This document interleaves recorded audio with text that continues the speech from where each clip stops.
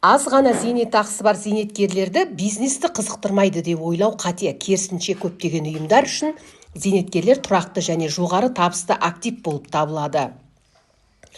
Сонда аз ғана зейнетақы алып күнелтіп отырған зейнеткерлердің үстінен кімдер байып отыр? Олар қалайша зейнеткерлерден пайда көруі мүмкін? Тақырып қызық болса, видеоны қарап шығыңыз. Достар, арнамызға тіркеліп, лайк басып, пікір қалдыруды ұмытпаңыздар. Айқын және негізгі бенефициарлар барлық меншік түріндегі медициналық мекемелер және бүкіл әлем бойынша дәрі-дәрмек өндірушілер.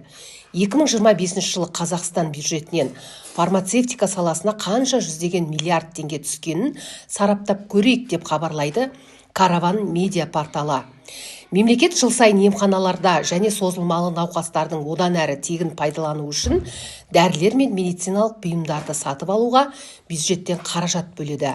Зейнеткерлік жастағы адамдар барлық соманы емес, тек бір бөлігін ғана алатыны анық. Бірақ өте маңызды, кем дегенде 60%.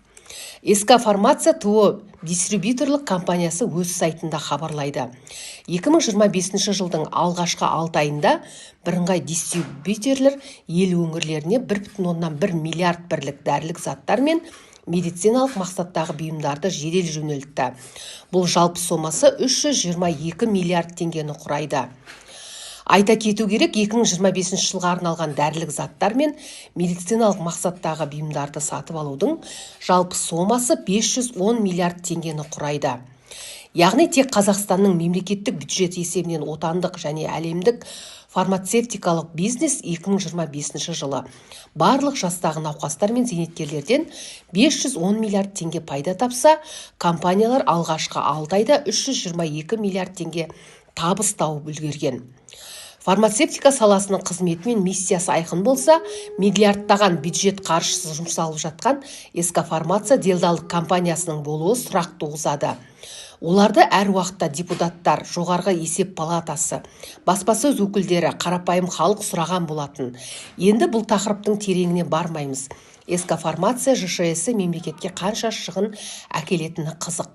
Алдымен мемлекет ұйымның не үшін құрылғанын және оның кімге тиесілі екенін түсіндірді. Үкіметтің ЕГОВ сайтында мынандай мәліметтер бар. СК Фармация әділет органдарында 100% мемлекеттің қатысуымен серіктестік ретінде тіркелген және тек мемлекеттің мүддесін қорғайды. СК Фармация немесе бірыңғай дистрибьютор халықты тегін медициналық көмектің кепілдік берілген көлемі шеңберінде дәрі-дәрмекпен қамтамасыз етумен және Қазақстанның фармацевтика саласының тұрақтылығы мен бәсекеге қабілеттігін арттырумен айналысады. Серіктестікте мемлекеттік мүддесін денсаулық сақтау министрлігі қорғайды. Бірақ компанияға түсетін миллиардтаған доллар бюджеттік түсімдер тек дәрі-дәрмек сатып алуға жұмсалып қана қоймайды. 2023 жылға арналған қаржылық есеп деректерін қарастырайық. 2024 жылға арналған деректер әлі жоқ. Жалақы төлемдері 2023 жылы 2 миллиард 430 миллион теңгені, немесе айына 202 миллион теңгені құраған. Қызметкерлер тізімі бойынша 661 адамды құрайды. Осы сандарды қарап, зейнеткерлік дәрі-дәрмекке субсидиясы неге тікелей алмайды деген сұраққа жауап анық деген ой келеді.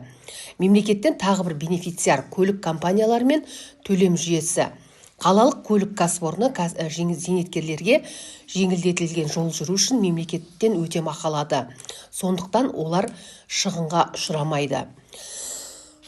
Мемлекет кірісінің басқа да алушылар зейнеткерлерден мемлекет есебінен, дәлірек айтсақ, міндетті төлемдерден ақша тауып отырған кәсіпорындардың қатарына 2 мемлекеттік қорды қосуға болады.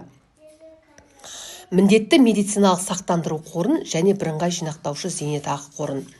Екі құрылымда кірістерін орталық кеңселер мен қызметкерлерді, үй жайларды, интернетті, көлікті, байланыстарды және ұстауға пайдаланады. Әрине бұл кірістер пайда емес, бірақ сомалар 9 және оң таңбалы сандарға жетеді. Осыған қарап, зейнеткерлердің үстінен кімдер пайда тауып отырғанын бағамдауға болады. Жыл сайын дәрі-дәрмекке, емханаларға, ауруханаларға миллиардтаған, оның ішінде қоғамдық көліктер компаниясы да бар, миллиардтаған қаржы бөлінеді. Сонымен олардың қанша теңге пайда тауып отырғанын білуге болады.